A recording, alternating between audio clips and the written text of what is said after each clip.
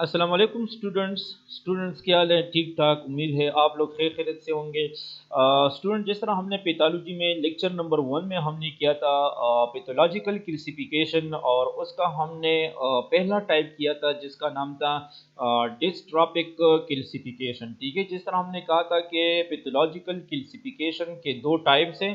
एक जो कि है वो था डिस्ट्रॉपिक क्लासिफिकेशन, और दूसरा है मेटास्टैटिक क्लासिफिकेशन। इस लेक्चर के पार्ट ए में जो पहला लेक्चर हमने लिया था, तो उसमें हमने डिस्ट्रॉपिक जो क्लासिफिकेशन था वो हमने एक्सप्लेन किया था। आज हम पढ़ेंगे मेटास्टैटिक क्लासिफिकेशन। आज हम स्टार्ट करेंगे इसका हम जो कि है काजेस वगैरह हम पढ़ेंगे आज। एक बार हम जो प्रीवियस लेक्चर हमने लिया था थोड़ा उसकी तरफ आते हैं और उसको थोड़ा सा हम एक बार फिर जो कि समराइज तरीके से उसको रिपीट करते, ताकि आप लोग के जहन में जो कि वो दोबारा थोड़ा सा क्लियर हो जाए, फिर हम मेटास्टैटिक क्लासिफिकेशन की तरफ आएंगे। ठीक है। अगर आप देखें, ये मैं पीछे जाता हूँ दोबारा। कल वाला जो लेक्चर्स था स्टार्ट से, ये पैथोलॉजिकल क्लासिफिकेशन जो प्रीवियस लेक्चर था हमारा इसकी हमने पहले डिफिनीशन की थी, और डिफिनीशन किया था कि पैथोलॉजिकल क्लासिफिकेशन का क्या मतलब होता है। कि जब हमारे बॉडी में जो कि है सेल्स में, टिश्यूज में, ठीक है ना, क्या हो जाता है, जब कैल्शियम की एबनॉर्मल डिपोजिशन होती है तो इसको कहते हैं पैथोलॉजिकल क्लासिफिकेशन, इसको कहते हैं। इसकी डिफिनीशन क्या था, it is the abnormal deposition of calcium salts together with smaller amounts of iron, magnesium and other minerals. तो इसको पैथोलॉजिकल क्लासिफिकेशन कहते हैं। फिर हमने इसके टाइप्स और काजेस के बारे में पढ़ा था। मैंने आप लोगों को बताया था कि इसके टाइप जो कि है दो टाइप्स है, ठीक है ना, एक डिस्ट्रॉपिक है और एक मेटास्टैटिक है। ठीक है।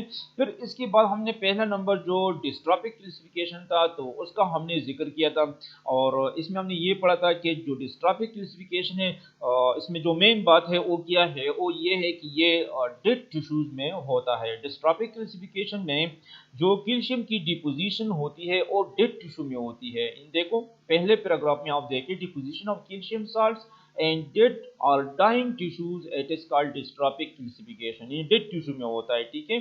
फिर इस डिस्ट्रॉपिक क्लासिफिकेशन की हमने कॉमन साइड्स बताए थे कि हमारे बॉडी में ये डिस्ट्रॉपिक क्लासिफिकेशन कहाँ कहाँ पर हो सकता है। तो इसका जो पहला साइड था तो वो क्या था, वो था नेक्रोटिक टिश्यूज में हो सकता है। ठीक है ना। यानी इसके लिए एक साइड कौन सा है, डिस्ट्रॉपिक क्लासिफिकेशन के लिए नेक्रोटिक टिश्यूज। फिर कौन कौन से नेक्रोटिक टिश्यूज में होता है, ये हमने जो कि है नीचे इसके थोड़े से कुछ एग्जांपल जो कि हैं मैंने आपको बताए थे। ठीक है ना। हर एक फैक्टर या जो टर्म्स यहाँ पर मैंने जिक्र किया है, for example old caseous relations, old infarcts, old collection of pus, तो इसमें हर एक टर्म के बारे में मैंने आपको थोड़ा सा शॉर्टकट ये भी मतलब मैंने पढ़ाया था कि इन्फार्क्ट का क्या मतलब है, केशियस रिलेशंस का क्या मतलब है, पैरासाइट जिसके हमने थोड़े से एग्जांपल्स मैंने आपको दिए थे, थ्रम्बी कैसे कहते हैं, पेट नेक्रोसिस कैसे कहते हैं, और ये कॉमन साइट्स है डिस्ट्रॉपिक क्लासिफिकेशन के लिए। ठीक है। ये कि पैथोलॉजी में मोस्टली कुछ टर्म्स यूज होते हैं जो बहुत मुश्किल होते हैं। मैं कोशिश करूंगा कि आपको थोड़ा थोड़ा सा इसको मतलब एक्सप्लेन करते जाऊं, ठीक है, ताकि आप लोगों का कंसेप्ट क्लियर हो। ठीक है। डिस्ट्रॉपिक क्लासिफिकेशन का पहला साइड जो कि है वो है निक्रोटिक टिश्यूज। दूसरा जो साइड था वो है डीजेनरेटिंग टिश्यूज होते हैं। और डिस्ट्रॉपिक क्लासिफिकेशन के लिए जो दूसरा साइड है वो है डीजेनरेटिंग टिश्यूज। अब डीजेनरेटिंग टिश्यूज में कौन कौन सी साइड्स हैं, तो ये मैंने आपको थोड़े से एग्जांपल्स के तौर पर मैंने आपको बताया था। ठीक है ना। ये सारे डीजेनरेटिंग टिश्यूज है जहां पर डिस्ट्रॉपिक क्लासिफिकेशन होता है।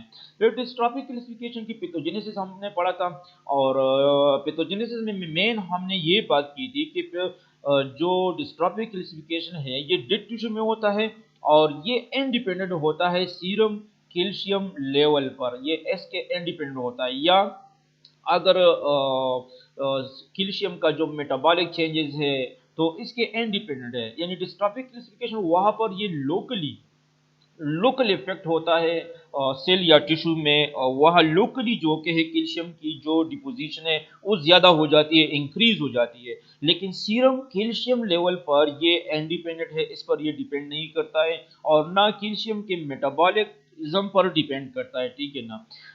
लेकिन जो आज हम दूसरा टाइप्स हम पढ़ रहे हैं जिसको कहते हैं मेटास्टैटिक क्लासिफिकेशन, ये अब सीरम लेवल पर डिपेंड करता है, या जो कैल्शियम का मेटाबॉलिज्म है इस पर ये डिपेंड करता है, ठीक है ना, इन दोनों चीज़ों पर ये डिपेंड करता है। लेकिन डिस्ट्रॉफिक डिपेंड नहीं करता है। डिस्ट्रॉफिक जो कि है वो लोकली टिश्यूज, जो डेड टिश्यूज होते हैं, जो निक्रोटिक टिश्यूज होते हैं या जो डीजेनरेटिंग टिश्यूज होते हैं, तो वहाँ लोकली जो कि कैल्शियम की डिपोजिशन थोड़ा ज़्यादा हो जाती है। लेकिन मेटास्टेटिक, ये जो मेटास्टेटिक आपको वर्ड नज़र आ रहा है, मेटास्टेटिक जहाँ पर भी आ जाता है, मेटास्टेटिक जो वर्ड होता है, ये आमतौर पर जो के है मेटास्टेटिक जो के हैं किस चीज़ के लिए होता है, ये जब कोई भी चीज़ सिस्टमिक की तरफ जाती है, हमारे ब्लड में ज़्यादा हो जाती है, ठीक है ना, या ब्लड के थ्रू हमारे बॉडी में, पूरे बॉडी में फैल जाती है, तो इसको मेटास्टेटिक कहते हैं, ठीक है ना। तो मेटास्टेटिक वर्ड जो के हैं ये मतलब इसमें जो कि है कोई भी चीज़ जो कि हमारे बॉडी में फैल जाती है ब्लड के थ्रू एक्सेट्रा वगैरह वगैरह, मतलब कोई भी फैक्टर हो सकता है। तो मेटास्टेटिक क्लासिफिकेशन का क्या मतलब है, ये डायरेक्टली दो बातों की तरफ मतलब ये बात जाती है। एक ये कि हमारे ब्लड में कैल्शियम लेवल ज़्यादा हो जाता है, ठीक है ना, या कैल्शियम का जो मेटाबॉलिज्म है उसमें कोई डिस्टरबेंस आ सकता है, ठीक है ना, मेटास्टेटिक में। लेकिन डिस्ट्रॉफिक में ये दोनों चीज़ें नहीं होती है। डिस्ट्रॉफिक में वह लोकली जो टिश्यूज होते हैं, जो नेक्रोटिक टिश्यूज है या डीजेनरेटिंग टिश्यूज है, उसमें कैल्शियम एब्जॉर्ब हो जाता है, कैल्शियम लेवल उसमें ज़्यादा हो जाता है, जिसकी वजह से वहाँ पर कैल्सिफिकेशन अकर होती है, ठीक है ना। लेकिन मेटास्टेटिक में सीरम कैल्शियम लेवल ज़्यादा हो जाता है, जिसको हम कहते हैं हाइपरकैल्सीमिया इसको कहते हैं। जब कैल्शियम हमारे ब्लड में इंक्रीज हो जाता है तो इसको हाइपरकैल्सीमिया कहते हैं। या कैल्शियम का जो मेटाबॉलिज्म है उसमें कोई चेंजेस आ जाता है, इसमें डिस्टरबेंस आता है, ठीक है ना। तो इससे फिर मेटास्टेटिक कैल्सिफिकेशन अकर होता है। सो आज हम पढ़ेंगे मेटास्टेटिक कैल्सिफिकेशन। चलो आगे देखते हैं कि मेटास्टेटिक कैसे कहते हैं, इसमें क्या होता है, इसके कॉमन साइट्स कौन कौन से हैं, ठीक है ना, ये आज हम पढ़ेंगे। सो मेटास्टेटिक क्लासिफिकेशन के पहले हम डिफिनीशन की तरफ आते हैं कि मेटास्टेटिक क्लासिफिकेशन में क्या होता है, ठीक है। So metastatic classification is the deposition of calcium salts, यानी वही डिफिनीशन है जिस तरह हमने पढ़ा था डिस्ट्रॉफिक में, उसमें भी कैल्शियम की डिपोजिशन और इसमें भी होता है। मेटास्टेटिक क्लासिफिकेशन में भी जो कि है डिपोजिशन ऑफ कैल्शियम साल्ट्स, यानी कैल्शियम साल्ट्स की डिपोजिशन होती है इन नॉर्मल टिश्यूज। हमारे बॉडी के नॉर्मल टिश्यूज में कैल्शियम साल्ट्स की डिपोजिशन होती है। कैल्शियम साल्ट जो कि है ये जमा हो जाता है हमारे टिश्यूज में, ठीक है ना, इसकी डिपोजिशन होती है ड्यू टू हाइपरकैल्सीमिया। अब इस डिफिनीशन में मैंने कैल्शियम की डिपोजिशन के साथ क्या चीज ऐड किया, हाइपरकैल्सीमिया ऐड किया, यानी वजह किया है मेटास्टेटिक का, वजह किया है ड्यू टू हाइपरकैल्सीमिया।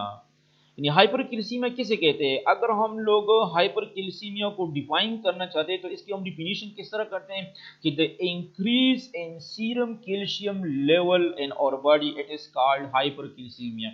जब हमारे बॉडी में कैल्शियम लेवल ज्यादा हो जाता है ब्लड में, हमारे बॉडी में जब ब्लड में कैल्शियम लेवल ज्यादा हो जाता है, सो इसको कहते हैं हाइपरकैल्सीमिया, ठीक है ना।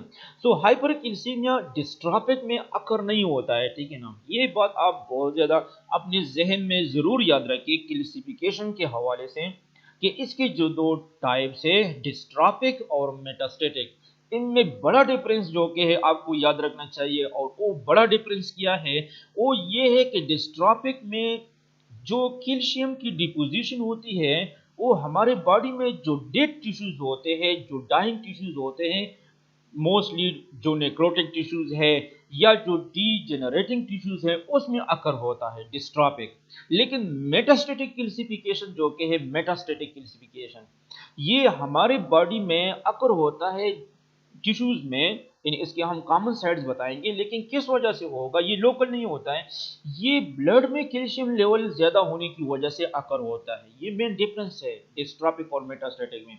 सो ब्लड में जब कैल्शियम लेवल ज्यादा हो जाता है तो इसको क्या कहते हैं, इसको कहते हैं hypercalcaemia, which results from some derangement in calcium and phosphate metabolism। और हाइपरकैल्सीमिया क्यों होता है, अब क्वेश्चन ये है कि मेटास्टेटिक जो कैल्सिफिकेशन है it is due to hypercalcaemia, ये हाइपरकैल्सीमिया की वजह से होता है, ठीक है ना।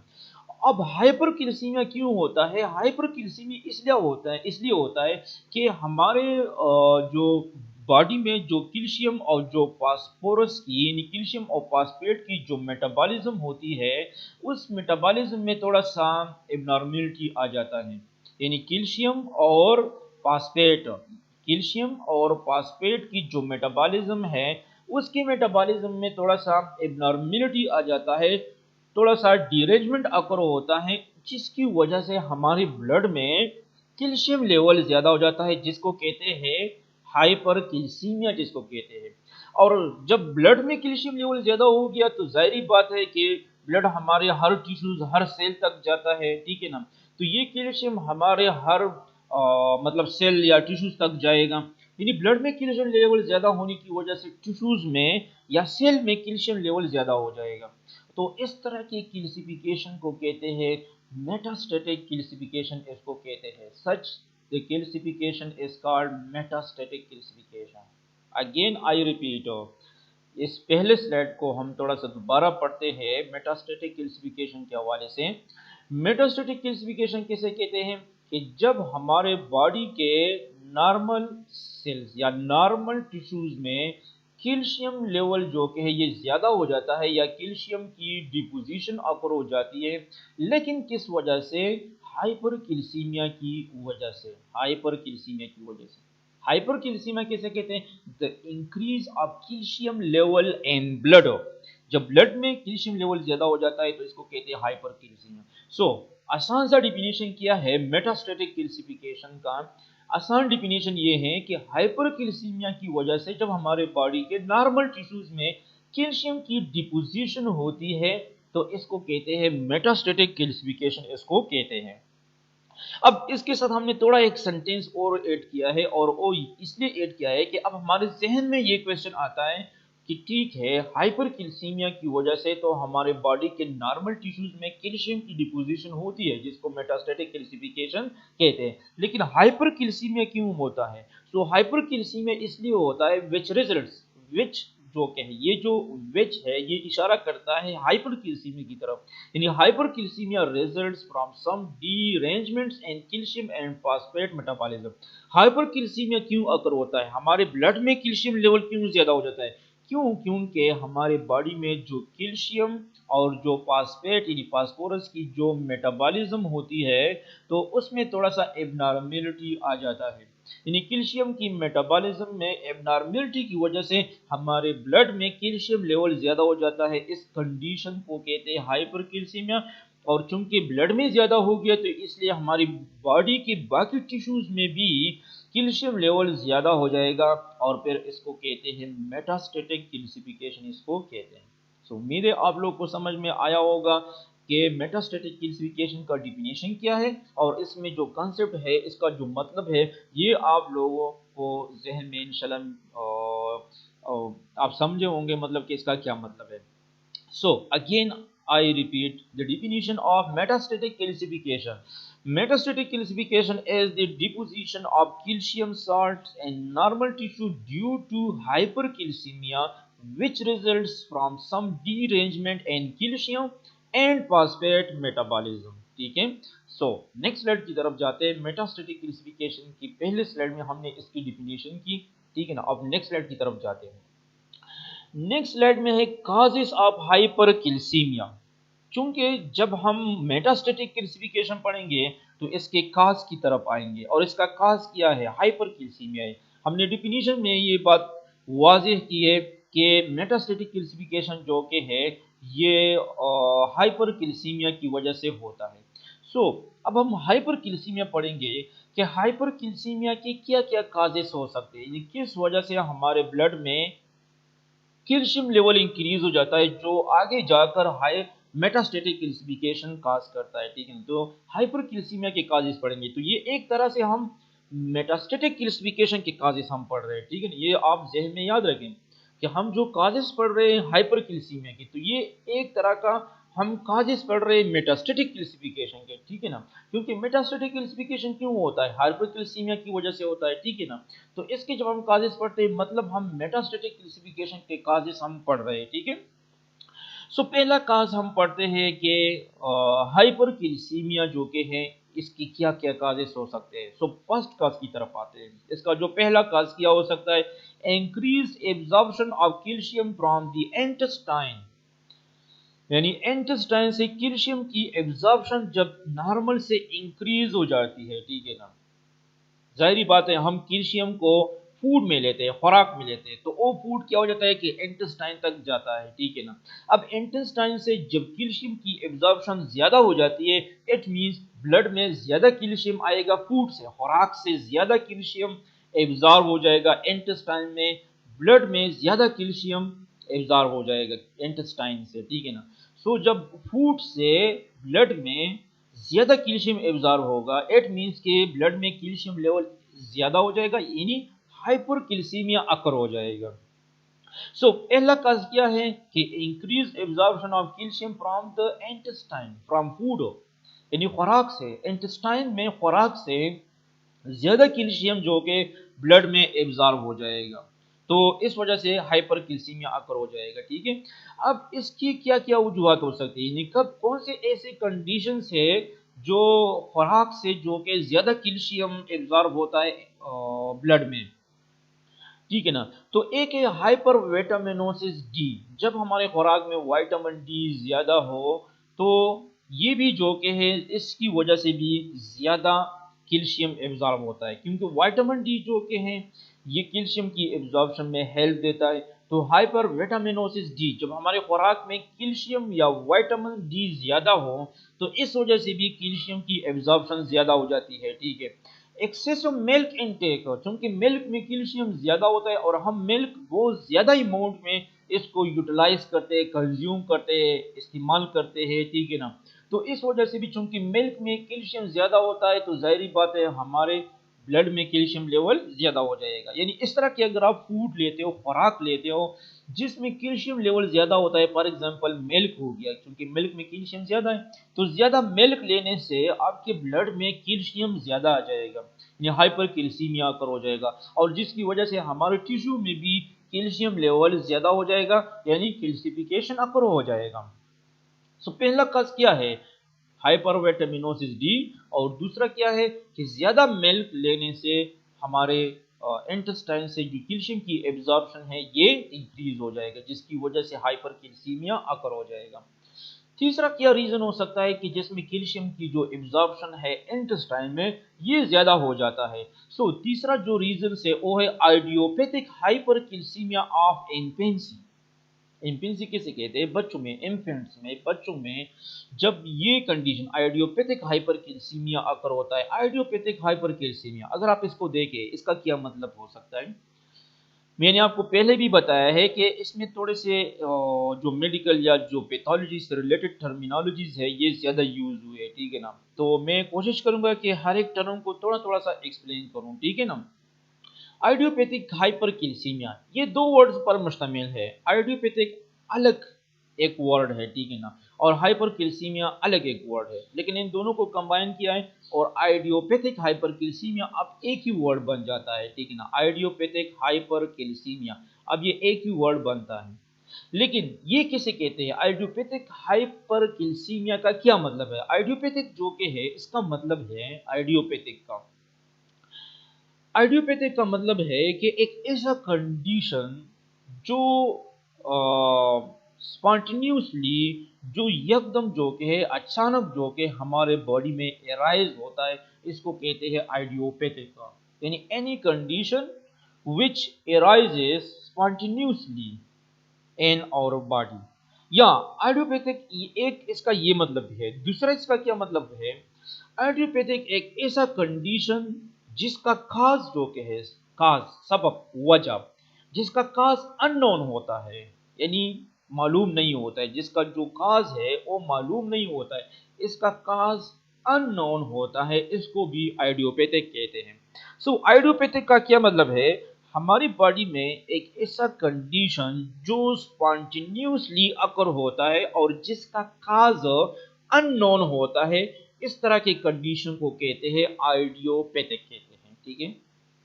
सो आइडियोपैथिक हाइपरकैल्सीमिया अब कैसे कहते हैं, अब इसको जब हम दोनों को कंबाइन करें तो फिर इसका क्या मतलब हो सकता है। सो आइडियोपैथिक हाइपरकैल्सीमिया का ये मतलब है कि जब हमारे ब्लड में कैल्शियम लेवल इस तरह इंक्रीज हो जाए कि यकदम इंक्रीज हो जाए, स्पॉन्टेनियसली इंक्रीज हो जाए और जिसका काज जो के है वो अननोन होता है, तो इसको कहते हैं आइडियोपैथिक हाइपरकैल्सीमिया, इसको कहते हैं।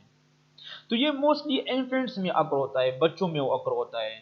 तो इस कंडीशन में भी आइडियोपैथिक हाइपरकैल्सीमिया ऑफ इन्फेंसी, इसमें भी जो कि है ये हाइपरकैल्सीमिया अकर होता है, ठीक है, और जिसकी वजह से कैल्सिफिकेशन अकर होता है। सो पहला काजेज जो हाइपरकैल्सीमिया का है वो क्या है, वो है increased absorption of calcium from the intestine, और इसकी क्या वजह हो सकती है। सो हाइपरविटामिनोसिस डी एक वजह ये हो सकता है, दूसरा एक्सेसिव मिल्क इनटेक दूसरा वजह ये हो सकता है, और तीसरा जो कि है idiopathic hypercalcaemia of infancy. Idiopathic hypercalcaemia कैसे कहते हैं ये मैंने आपको समझाया, ठीक है ना। सो ये तीन ऐसे फैक्टर्स है, ये तीनों ऐसे कंडीशंस है, ऐसे फैक्टर्स है जिसमें क्या हो जाता है कि जिसमें कैल्शियम की जो एब्जॉर्प्शन है इंटेस्टाइन से ब्लड में ये इंक्रीज हो जाता है। और जब एब्जॉर्प्शन इंक्रीज हो जाता है, एब्जॉर्प्शन जब इंक्रीज हो जाता है तो एब्जॉर्प्शन ज्यादा होने से क्या हो जाएगा, ब्लड में कैल्शियम लेवल ज्यादा हो जाएगी, जिसको क्या कहते हैं, हाइपरकैल्सीमिया कहते हैं। और जब हाइपरकैल्सीमिया होता है तो फिर क्या होगा, मेटास्टेटिक कैल्सिफिकेशन आकर होगा हमारे बॉडी में, ठीक है। सो नेक्स्ट कॉज की तरफ जाते हैं, ये तो पहला कॉज था हाइपरकैल्सीमिया का। नेक्स्ट कॉज की तरफ जाते हैं।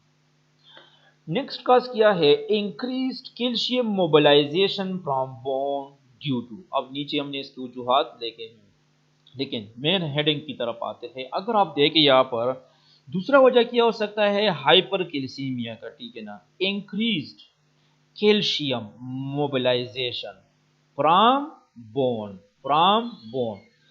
ठीक है ना, बोन से कैल्शियम की मोबिलाइजेशन ज्यादा हो जाती है, इंक्रीज ज्यादा होना, कैल्शियम मोबिलाइजेशन फ्रॉम बोन यानी बोन से, हड्डियों से, हमारे बॉडी के बोन से कैल्शियम की जो मोबिलाइजेशन होती है वो ज्यादा हो जाती है। अच्छा, बोन जो के है, ये याद रखे कि बोन जो के है हमारे बॉडी में एक ऐसा पार्ट है जहां पर कैल्शियम स्टोर होता है, यानी कैल्शियम स्टोरेज के लिए हमारे बॉडी में जो मेन पॉइंट है, जो मेन साइट है वो क्या है, वो है बोन। यानी बोन में जो के है कैल्शियम की डिपोजिशन होती है बोन में। Bone is the part in our body where calcium is store, यानी हमारे बॉडी में जाहिर बात है ग्लूकोज कहाँ पर मोस्टली स्टोर होता है, मसल में स्टोर होता है, लेवर में स्टोर होता है इन दी फॉर्म ऑफ ग्लाइकोजन, ठीक है ना, ग्लाइकोजन की शक्ल में स्टोर होता है लेवर या मसल्स में, ठीक है ना। इस तरह अगर आपने देखा होगा या सुना होगा, जो फैट्स होते हैं एक्सेसिव, जो फैटी एसिड्स है या जो फैट्स है वो एडिपोज टिश्यूज में स्टोर होते हैं, ठीक है ना। तो मतलब ये कि हर एक आयंस या हर एक चीज़ के लिए जो कि हमारी बॉडी में एक अलग जगह होती है जहाँ पर वो फ्यूचर की यूटिलाइजेशन के लिए स्टोर होता है हमारे बॉडी में।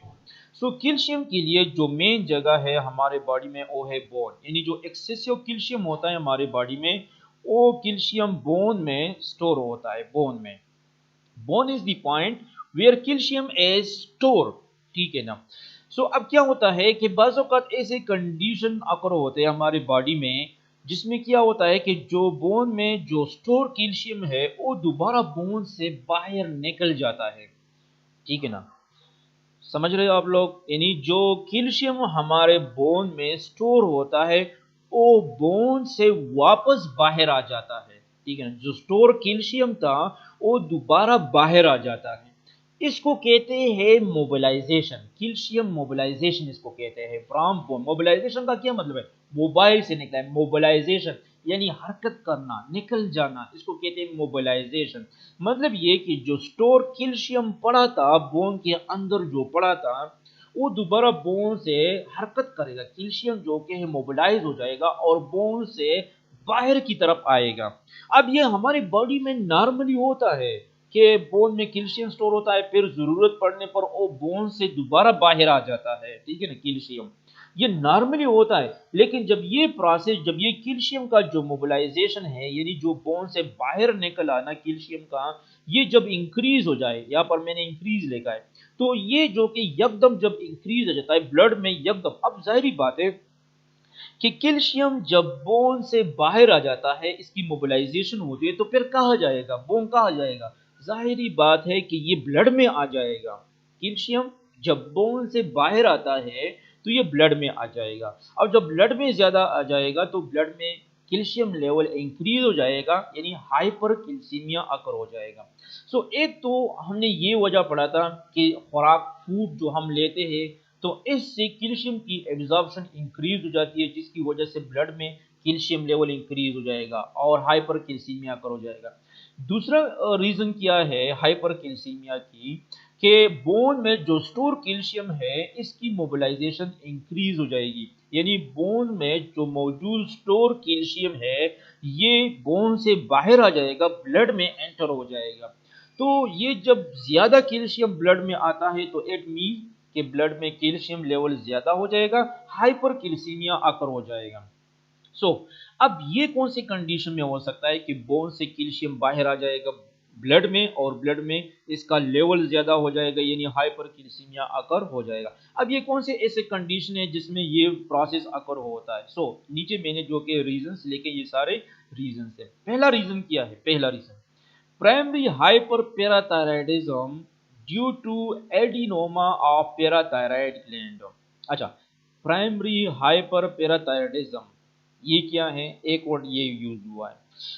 जब हमारी बॉडी में प्राइमरी हाइपरपैराथायराइडिज्म आकर होता है, हाइपरपैराथायराइडिज्म कैसे कहते हैं, हाइपरपैराथायराइडिज्म जब हमारे बॉडी में पैराथायराइड हार्मोन, जिसको पैराथार्मोन कहते हैं, ये एक हार्मोन का नाम है जो पैराथायराइड ग्लैंड से सिक्रीट होता है। जब इस पैराथायराइड ग्लैंड से जो हार्मोन है पैराथार्मोन जिसको कहते हैं, जब ये इंक्रीज हो जाता है, इसकी सिक्रीशन ज्यादा हो जाती है, तो इस कंडीशन को कहते हैं हाइपर पैराथायराइडिज्म, इसको कहते हैं। अगेन आई रिपीट, सुने तो वजह दे दे, ठीक है।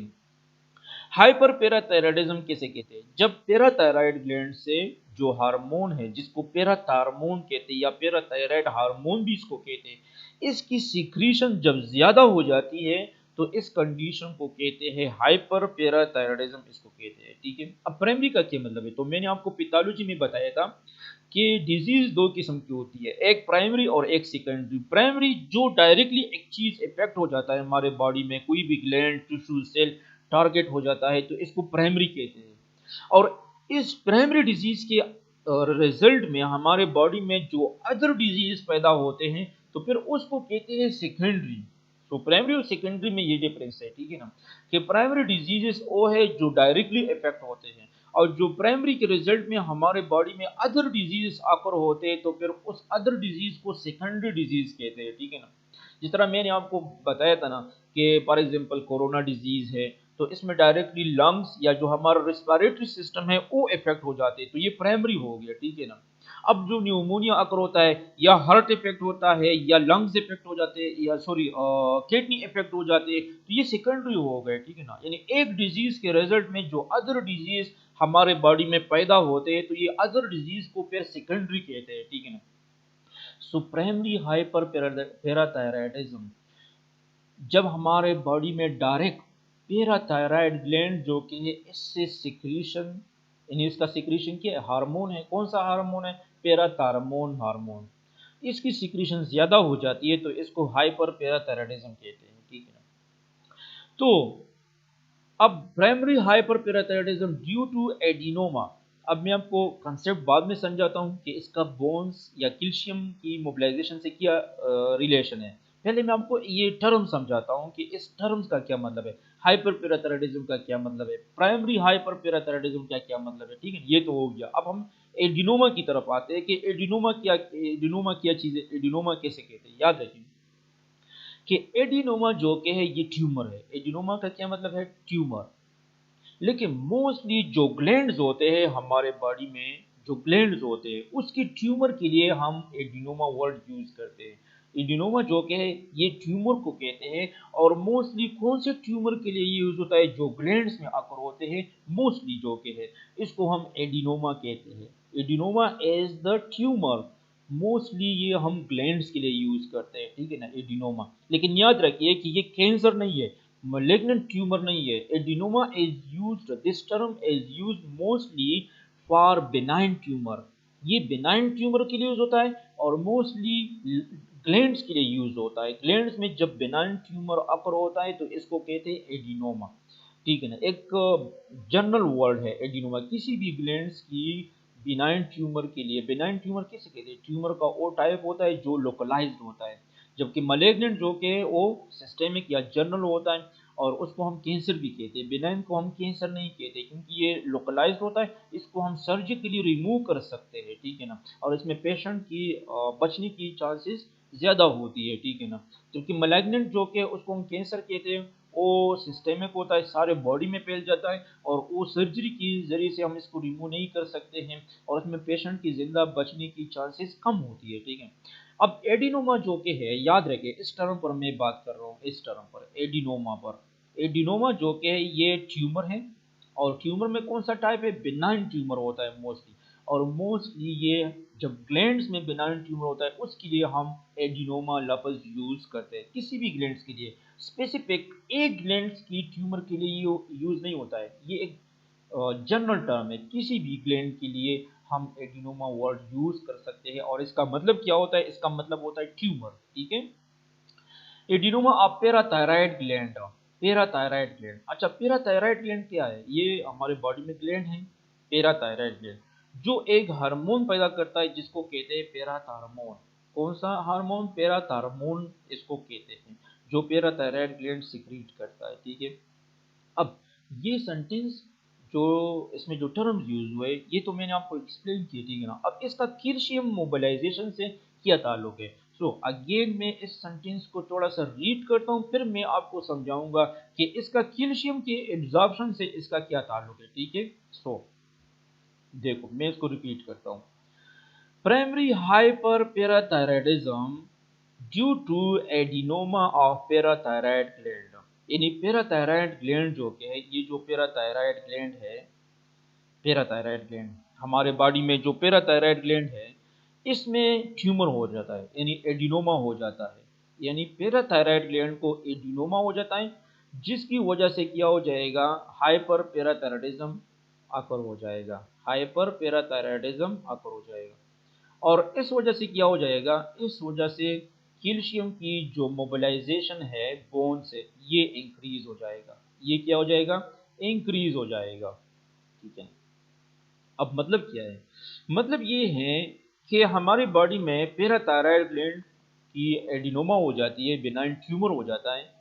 अब ट्यूमर या एडिनोमा में क्या होता है, नंबर ऑफ सेल्स इंक्रीज हो जाते हैं, पैराथायराइड ग्लैंड जो पैराथार्मोन हार्मोन सीक्रेट करते हैं, वो सेल्स, नंबर ऑफ सेल्स ज्यादा हो जाएंगे, तो जाहिर बात है जितने नंबर ऑफ सेल्स ज्यादा हो जाएंगे उतना ये पैराथार्मोन हार्मोन ज्यादा रिलीज हो जाएगा, ठीक है ना। पैराथायराइड ग्लैंड से पैराथार्मोन हार्मोन जो है ये ज्यादा रिलीज हो जाएगा।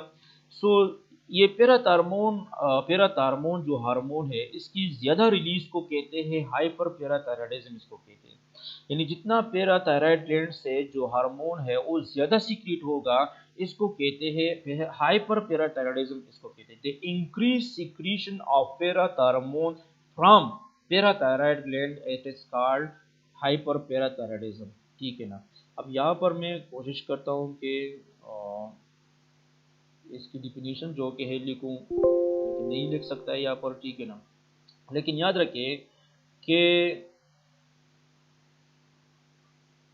अच्छा मैं कोशिश करता हूँ यहाँ पर मैं, अच्छा पैराथार्मोन हाइपर पैराथायराइडिज्म की डिफिनीशन लिखता हूँ, द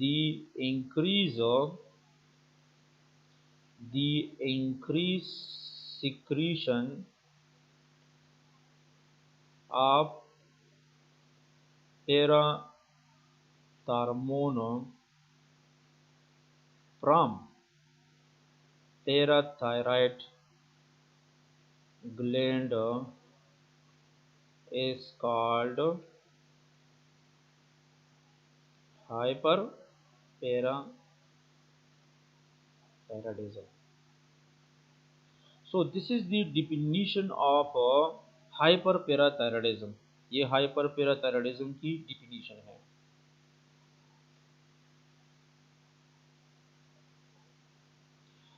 देखो, ये मैंने आपको यहाँ पर डिफिनीशन लिख दिया, हाइपरपैराथायराइडिज्म की डिफिनीशन मैंने लिख दिया कि हाइपरपैराथायराइडिज्म कैसे कहते हैं. हाइपरपैराथायराइडिज्म कैसे कहते हैं? The increase secretion of parathormone from parathyroid gland, यानी पैराथायराइड ग्लैंड से जो पैराथार्मोन की सिक्रीशन है, जब ये इंक्रीज हो जाती है तो इसको हाइपरपैराथायराइडिज्म कहते हैं. और ये सिक्रीशन कब इंक्रीज हो जाता है? सो एडिनोमा केस में ये, वैसे और केसेस भी है जिसमें ये सिक्रीशन ज्यादा हो जाता है, लेकिन एडिनोमा जब अकर होता है, पैराथायराइड ग्लैंड को जब एडिनोमा अकर होता है, ठीक है ना, इन ट्यूमर जब इसमें अकर होता है, तो इस वजह से भी हार्मोन की सिक्रीशन ज्यादा हो जाती है, इंक्रीज हो जाती है. ठीक है. अब बात यह है कि पैराथार्मोन जो हार्मोन है, इसका कैल्शियम मोबिलाइजेशन से क्या ताल्लुक है कि जब ये हार्मोन ज़्यादा सीक्रेट होता है तो कैल्शियम की मोबिलाइजेशन इंक्रीज हो जाती है. यानी पैराथार्मोन हार्मोन है और जो कैल्शियम मोबिलाइजेशन है प्रामो, इन दोनों का आपस में क्या ताल्लुक है? तो याद रखिए, या हाइपरकैल्सीमिया किस तरह काज करता है? पैराथार्मोन, ठीक है ना. ये जो पैराथार्मोन हार्मोन है, पैराथार्मोन, इस पैराथार्मोन ये हमारे बॉडी में 3 जगहों पर इफेक्ट करता है. पैराथार्मोन एक जो कि है बोन पर, दूसरा जो कि है इंटेस्टाइन पर, और तीसरा किडनी पर. यानी बोन, याद रखिए और सुने, थोड़ा सा तवज्जो दे दे स्टूडेंट्स. पैराथार्मोन हार्मोन जो कि इसका हमारे बॉडी में क्या फंक्शन है? तो ये हमारे बॉडी में 3 जगहों पर एक्शन करता है पैराथार्मोन. एक बोन पर, दूसरा किडनी पर, ये अपने साथ लेखा करें, ठीक है ना. एक बोन पर, दूसरा किडनी पर, और तीसरा जो कि है ये इंटेस्टाइन पर इफेक्ट करता है, ठीक है ना. और तीनों जगहों पर ये किस तरह इफेक्ट करता है? अगर ये बोन पर इफेक्ट करता है पैराथार्मोन, तो बोन से ये जो कैल्शियम स्टोर होता है बोन से, तो वो कैल्शियम की मोबिलाइजेशन काज करता है. यानी बोन से कैल्शियम को निकालता है और ब्लड में शामिल करता है. ये कौन करता है? ये पैराथार्मोन करता है, ठीक है ना. तो जाहिर बात है कि जब ये हार्मोन ज्यादा सीक्रेट होगा, इंक्रीज सिक्रीशन होगा इसका, तो ये ज्यादा कैल्शियम को बोन से निकाल कर ब्लड में शामिल करेगा, यानी हाइपोकैल्सीमिया काज करेगा. समझ आ गया?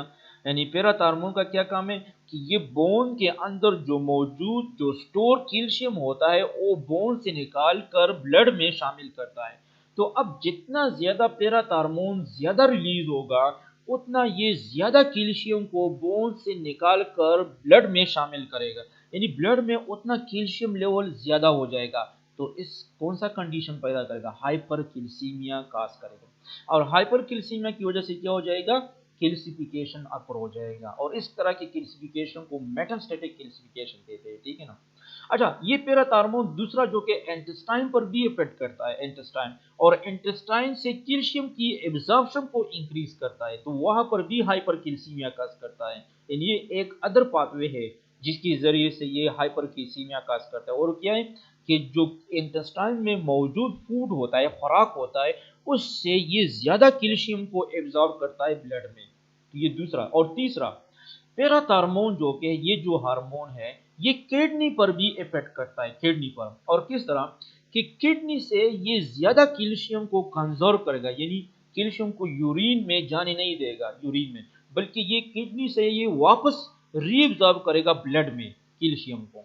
यानी ब्लड में ज्यादा कैल्शियम आ जाएगा. इन तीनों तरीकों से, चाहे ये किडनी पर इफेक्ट करता है, चाहे ये इंटेस्टाइन पर इफेक्ट करता है, चाहे ये बोन पर इफेक्ट करता है, पैराथार्मोन, तीनों जगहों पर क्या होता है कि ये कैल्शियम को उन जगहों से निकालकर ब्लड की तरफ लाता है. तो ब्लड में कैल्शियम लेवल ज्यादा हो जाएगा, यानी हाइपरकैल्सीमिया काज करेगा, ठीक है ना. सो ये था पैराथार्मोन हार्मोन की कैल्शियम मोबिलाइजेशन से क्या ताल्लुक है, तो ये मैंने आपको समझा दिया, ठीक है. अब आते हैं दूसरे पॉइंट की तरफ. दूसरा क्या वजह हो सकता है कि बोन से जो कि कैल्शियम लेवल, बोन से कैल्शियम जो कि इसकी मोबिलाइजेशन होगी और ये ब्लड में आएगा. सेकेंडरी हाइपर पैराथायराइडिज्म, अब ये सेकेंडरी है, ये पहले क्या था, प्राइमरी था, ये डायरेक्ट था। अब ये दूसरे ऐसे डिजीज हो सकते हैं कि जिसमें हाइपर पैराथायराइडिज्म जो कि है ये आकर होता है, ठीक है ना। सेकेंडरी, अच्छा, secondary hyperparathyroidism due to hyperplasia. Hyperplasia किसे कहते हैं, the increase number of cells is called hyperplasia. किसी भी ऑर्गन या टिश्यूज में जब नंबर ऑफ सेल्स इंक्रीज हो जाते हैं तो इसको हाइपरप्लेजिया कहते हैं। So secondary hyperparathyroidism due to hyperplasia of parathyroid gland, parathyroid gland में नंबर ऑफ सेल्स इंक्रीज हो जाते हैं तो इस वजह से हाइपरपैराथायराइडिज्म होगा। सो सेकेंडरी, अब ये सेकेंडरी क्यों होगी, ये तो डायरेक्ट प्राइमरी था, सेकेंडरी क्यों, which occurs in rickets and osteomalacia. यानी ऑस्टियोमलेशिया और रिकेट्स डिजीजेस में क्या हो जाता है कि पैराथायराइड ग्लैंड्स की हाइपरप्लेजिया अकर होता है, यानी नंबर ऑफ सेल्स इंक्रीज हो जाते हैं। तो जितना पैराथायराइड ग्लैंड में नंबर ऑफ सेल्स ज्यादा होंगे उतना पैराथायराइड हार्मोन ज्यादा सीक्रेट होगा, यानी हाइपरपैराथायराइडिज्म इसको कहते हैं। अब रिकेट्स या ऑस्टियोमलेशिया कैसे कहते हैं, रिकेट्स याद रखें कि दोनों एक ही तरह के डिजीज है। रिकेट्स और ऑस्टियोमलेशिया जो कि है दोनों में बोन्स जो कि ये सॉफ्ट हो जाते हैं और बोन फ्रैक्चर के चांसेस ज्यादा हो जाते हैं दोनों डिजीज में। लेकिन फर्क इसमें क्या है कि रिकेट जो कि है चाइल्ड में इसको कहते हैं, जब चिल्ड्रन में होता है तो इसको रिकेट्स कहते हैं, जब एडल्ट में होते हैं तो इसको ऑस्टियोमलेशिया इसको कहते हैं। तो इन दोनों डिजीजेस में क्या होता है कि इसके रिजल्ट में ये इसका एक सेकेंडरी डिजीज बन गया, यानी ये प्राइमरी हो गया रिकेट्स और ऑस्टियोमलेशिया, ठीक है ना। लेकिन इन दोनों की वजह से, ऑस्टियोमलेशिया की वजह से और रिकेट्स की वजह से, इन दोनों की वजह से पैराथायराइड ग्लैंड की हाइपरप्लेजिया अकर होता है, नंबर ऑफ सेल्स ज्यादा होंगे जिसकी वजह से हाइपर पैराथायराइडिज्म, और जिसकी वजह से क्या हो जाएगा, बोन से ज्यादा कैल्शियम ब्लड में आएगा, हाइपर कैल्शियमिया अकर हो जाएगा, ठीक है। अच्छा, तीसरा वजह क्या हो सकता है, तीसरा वजह, थर्ड पॉइंट की तरफ आते हैं, मेलिग्नेंसी यानी कैंसर में भी जो कि है ये आकर हो सकता है hypercalcaemia. Most common cause of hypercalcaemia, इसका जो मोस्ट कॉमन काज है वो क्या है, मेलिग्नेंसी, कैंसर है। Immobilisation in bedridden patients, bedridden patients कैसे कहते हैं, आपने देखा होगा बास डिजीज इस तरह होते हैं या बस ऐसे कंडीशन आ जाते हैं जिसमें पेशेंट जो कि वो बेड पर पड़ा रहता है, यानी वो मूवमेंट नहीं कर सकता है, वो वॉक नहीं कर सकता है, वो चल नहीं सकता है, बस वो सालों तक महीनों तक जो कि है वो बेड पर पड़ा रहता है। तो इस तरह के पेशेंट को कहते हैं बेड बेड रिडन पेशेंट इसको कहते हैं, जो बिस्तर पर पड़े होते हैं, जो चल नहीं सकते, ठीक है ना। तो इस तरह के पेशेंट जो बेड रिडन पेशेंट्स होते हैं, जो इमोबिलाइज्ड होते हैं, इमोबिलाइजेशन किसी जो हरकत नहीं करते, मूवमेंट नहीं करते, इसको इमोबिलाइज कहते हैं।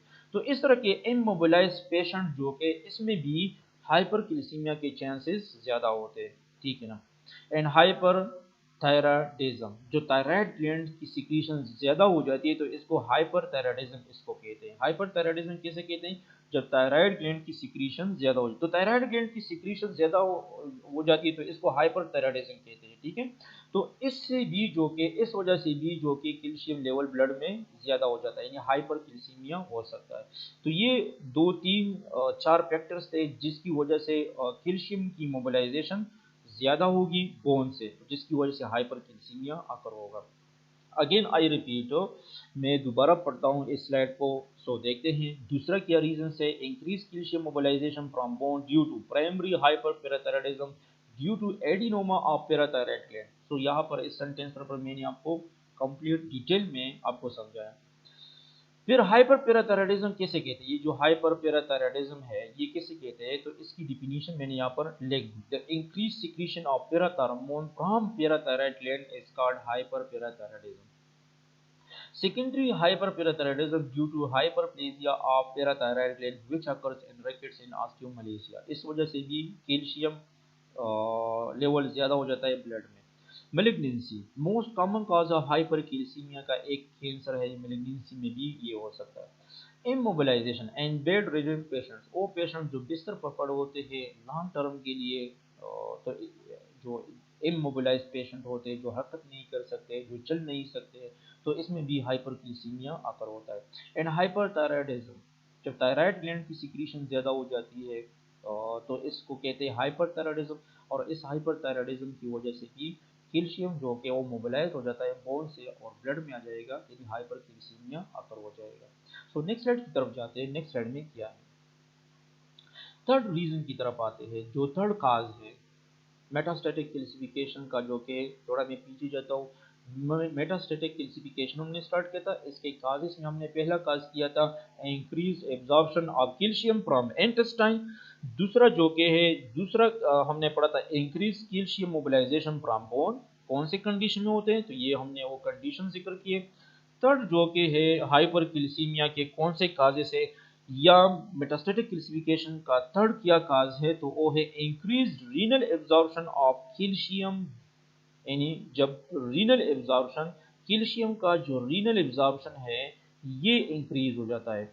याद रखिए कि हमारे किडनी जो के है ये यूरिन बनाता है। अब यूरिन में जो हमारे बॉडी में जो वेस्ट मटेरियल होते हैं या जो एक्सेसिव आयंस वगैरह होते हैं, तो वो यूरिन में इसको एक्सक्रीट करते हैं, ये हमारे किडनी का काम है, ठीक है ना। लेकिन बाज़ औक़ात इस तरह होता है कि हमें कुछ आइंस, कुछ चीज़ों की ज़रूरत होती है और हम नहीं चाहते हैं कि वो यूरिन में हमारे बॉडी से लॉस हो जाए, ठीक है ना। हम चाहते हैं कि वो यूरिन से दोबारा हमारे बॉडी या ब्लड के अंदर दोबारा आ जाए, तो इसको कहते हैं री एब्जॉर्प्शन, ठीक है ना। सो क्या हो जाता है, increase renal absorption of calcium. इनमें एक कैल्शियम भी है, बाज़ औक़ात क्या करता है हमारी किडनी जो के हैं कैल्शियम की जो रीएब्जॉर्प्शन है उसको इंक्रीज करता है, यानी बहुत ज्यादा कैल्शियम को यूरिन से रीएब्जॉर्ब करता है, तो इस वजह से भी हाइपर कैल्सीमिया अकर हो सकता है, ठीक है। So increase renal absorption of calcium. अब ये कब होता है, ड्यू टू, अब ये कब होता है, थायराइड डायूरेटिक्स में। एक जो कि कब होता है, थायराइड डायूरेटिक्स में। थायराइड डायूरेटिक्स कैसे कहते हैं, अच्छा ये बात आप याद रखिए, इस पर मैं थोड़ा सा आपको समझाता हूँ। डायूरेटिक्स कैसे कहते हैं, डायूरेटिक्स, डायूरेटिक्स वो ड्रग्स या वो मेडिसिन है जो यूरिन फॉर्मेशन इंक्रीज करता है, ठीक है ना। इसको डायूरेटिक्स कहते हैं। मोस्टली हाइपरटेंशन में, हार्ट डिजीज में हम एक्सेट्रा एक्सेट्रा इसमें हम डायूरेटिक्स इस्तेमाल करते हैं। फिर डायूरेटिक्स के टाइप्स होते हैं, ठीक है ना। अब मैं इसकी डिटेल में नहीं जाता हूँ, ठीक है, ये फिर फार्माकोलॉजी की तरफ बात जाएगी। लेकिन इसका एक टाइप है वो है थायराइड डायूरेटिक्स है। थायराइड डायूरेटिक्स, थायराइड डायूरेटिक्स कौन से डायूरेटिक्स होते हैं, अब इस पर हम बात करेंगे। डायूरेटिक्स तक का तो आपको पता चल गया कि these are the drugs medicine which increase the urine formation, इसको डायूरेटिक्स कहते हैं। मोस्टली हाइपरटेंशन में या other disease, heart related disease में हम डायूरेटिक्स देते हैं। जो बॉडी में स्वेलिंग होती है एक्सेट्रा एक्सेट्रा, मुख्तलिफ कंडीशंस हैं जिसमें हम डायूरेटिक्स को यूज करते हैं, ठीक है। अब डायूरेटिक्स के टाइप्स है और इसमें एक टाइप थायराइड डायूरेटिक्स भी है। तो थायराइड डायूरेटिक्स क्या है, थायराइड डायूरेटिक्स वो डायूरेटिक्स है, ठीक है ना, जो सोडियम या जो क्लोराइड आयंस है इसकी जो रीअब्जॉर्प्शन है ब्लड सॉरी यूरिन से, ठीक है ना, तो इसको इनहिबिट करता है। तो ना मैं कोशिश करता हूँ कि यहाँ पर मैं इसकी डिफिनीशन दो तीन लाइन में आपको लिखता हूँ। एक मिनट मुझे थोड़ा सा टाइम दे दे। यहाँ पर इसकी डिफिनीशन में लिखता हूँ,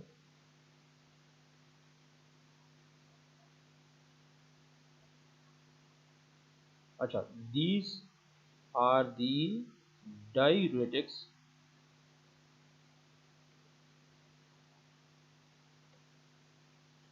which inhibits the reabsorption of calcium, sorry calcium नहीं, of sodium and chloride ions from the distal cannulated tubules, या आपने फिजियोलॉजी एनाटॉमी में पढ़ा होगा, tubules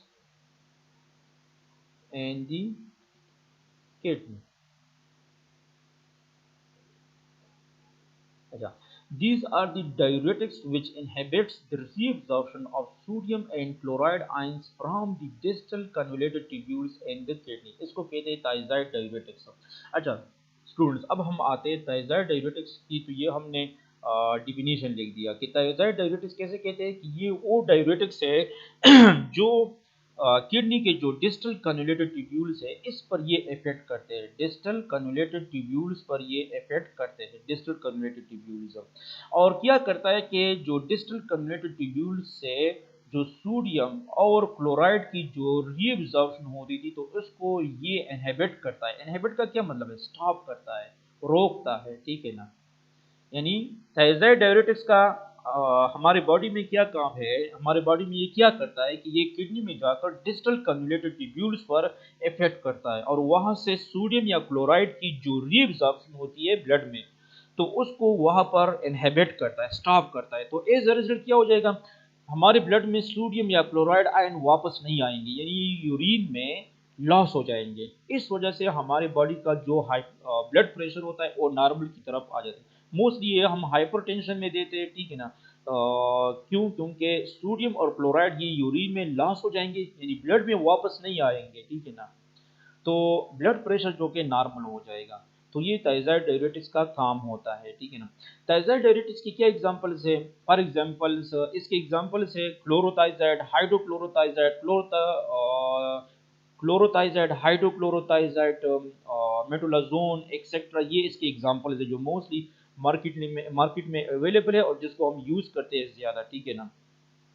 तो थायराइड डायरेटिक्स से क्या होता है? अब इससे कैल्शियम की रीअब्जॉर्प्शन क्यों ज्यादा इंक्रीज हो जाती है? क्योंकि जब थायराइड डायरेटिक्स सोडियम और क्लोराइड की रीअब्जॉर्प्शन स्टॉप करता है और इसको यूरिन में एक्सक्रीट करने देता है तो इस दौरान ये सोडियम और क्लोराइड की रीअब्जॉर्प्शन तो स्टॉप करता है, इनहिबिट करता है, ठीक है ना। लेकिन इसके बदले कैल्शियम ज्यादा रीअब्जॉर्ब हो जाएगा, यानी सोडियम और क्लोराइड को यूरिन में पुश करेगा और इसके बदले में जो कि है कैल्शियम जो कि है ये यूरिन से ब्लड की तरफ ज्यादा एब्जॉर्ब हो जाएगी। यानी एक तरफ सोडियम और क्लोराइड का जो चैनल्स है उसको स्टॉप कर देता है, इसको इनहिबिट करता है कि सोडियम या क्लोराइड यूरिन से ब्लड की तरफ वापस ना जाए। लेकिन कैल्शियम का जो गेट है, कैल्शियम का जो चैनल्स है वो ओपन हो जाता है, यानी कैल्शियम जो कि ये ब्लड यूरिन से ब्लड की तरफ ज्यादा आ जाएगा, ठीक है ना। यानी thyroid diuretics, again I repeat, एक तरफ ये जो यूरिन से सोडियम और क्लोराइड का यूरिन से ब्लड की तरफ जो चैनल्स है इसको स्टॉप करता है। एज अ रिजल्ट सोडियम और क्लोराइड यूरिन से ब्लड की तरफ वापस नहीं आएंगे। लेकिन इसके बदले में जो सोडियम चैनल होता है वो ओपन हो जाता है, जिसमें क्या होता है कि कैल्शियम का जो चैनल है इसके में क्या होता है कि कैल्शियम यूरिन से ब्लड में ज्यादा आ जाएगा। तो इस वजह से कैल्शियम हाइपरकैल्सीमिया अकर हो जाएगा, ठीक है। So increase renal absorption of calcium कब होता है? जब हम थायराइड डायरेटिक्स मेडिसिन लेते हैं तो इसमें भी ये हो सकता है। क्यों? क्योंकि थायराइड डायरेटिक्स जो कि है ये कैल्शियम, सोडियम और क्लोराइड की जो रीअब्जॉर्प्शन है वो तो इनहिबिट करता है, लेकिन इसके बदले कैल्शियम का चैनल जो कि वो ओपन हो जाता है और and more calcium is absorb from the urine into the blood, ठीक है ना। तो इस वजह से कैल्शियम की रीअब्जॉर्प्शन ज्यादा हो जाएगी और एज अ रिजल्ट हाइपरकैल्सीमिया आकर हो जाएगा। अच्छा, दूसरे पॉइंट कि क्यों कैल्शियम की रीनल एब्जॉर्प्शन इंक्रीज हो जाती है जिसकी वजह से हाइपरकैल्सीमिया आकर हो जाएगा। फीमेलियल हाइपोकैल्सियूरिक हाइपरकैल्सीमिया, अब ये एक वर्ड है, पूरा एक टर्म है, ठीक है ना। फीमेलियल हाइपोकैल्सियूरिक हाइपरकैल्सीमिया, अब ये किसे कहते हैं?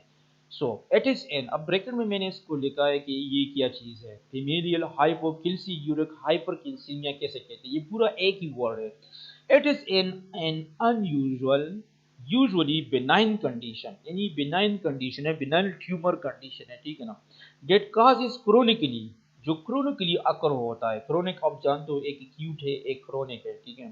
Date cause is chronically elevated serum calcium and reduce calcium excretion, ठीक है ना। क्या करता है ये एक ऐसा कंडीशन है, यानी ऐसा एक बिनाइन कंडीशन है जिसमें क्रोनिकली जो कैल्शियम का सीरम कंडीशन है वो चेंज हो जाता है, ठीक है ना, वो इंक्रीज हो जाता है, ठीक है ना। और क्यों इंक्रीज हो जाता है? क्योंकि ये जो कैल्शियम का एक्सक्रीशन होता है इसको रिड्यूस करता है, इसमें ये रिड्यूस हो जाता है, कैल्शियम का एक्सक्रीशन रिड्यूस हो जाता है, कम हो जाता है। As a result serum level जो कि वो इंक्रीज हो जाएगा, ठीक है ना। सो एज अ रिजल्ट क्या हो जाएगा, हाइपर कैल्सीमिया अकर हो जाएगा, यानी ये भी कैल्शियम की जो एक्सक्रीशन होती है किडनी के थ्रू या रीनल ट्यूब्यूल्स के थ्रू वो कम हो जाता है, तो सीरम लेवल कैल्शियम का एज अ रिजल्ट ज़्यादा हो जाएगा, हाइपर कैल्सीमिया अकर हो जाएगा, और इस तरह मेटास्टेटिक कैल्सिफिकेशन अकर हो जाएगा। ठीक है, थोड़ा मुश्किल है, ज़्यादा मुश्किल नहीं है। मैं कोशिश करता हूँ कि आप लोगों के लिए इजी बनाऊँ, हर एक चीज़ को एक्सप्लेन करता हूँ। ठीक है ना, थोड़ा आप लोग बस इसको तवज्जो दे दो और इसको थोड़ा सा जो कि है खुद एक बार ज़रूर देख ले। ठीक है ना, इंशाल्लाह इतना मुश्किल नहीं है। ठीक है ना, इजी है। सो नेक्स्ट स्लाइड की तरफ जाते हैं। नेक्स्ट है common sites of metastatic calcification, कि कॉमन साइट्स क्या है, मेटास्टेटिक कैल्सिफिकेशन के लिए कॉमन साइट्स क्या है। जिस तरह हमने डिस्ट्रॉपिक के लिए किया था, तो अब मेटास्टेटिक के लिए हम करते हैं कि मेटास्टेटिक कैल्सिफिकेशन के लिए कॉमन साइट्स या रूट्स जो कि सॉरी जो टारगेटेड आर्गन्स है, कौन कौन से आर्गन्स हो सकते हैं। पहला जो कि किडनी हो सकता है, kidney deposition of calcium and the kidney called nephrocalcinosis इसको कहते हैं, यानी जब किडनी में कैल्शियम की डिपोजिशन होती है तो इस कंडीशन को कहते हैं नेप्रो, या पर नेप्रोकैल्सिनोसिस इसको कहते हैं। ठीक है ना, काजेस किडनी डैमेज, तो ये किडनी डैमेज काज करता है and may lead to renal failure, और किडनी फेलियर भी काज करता है। ठीक है ना, दूसरा क्या है, लंग्स है।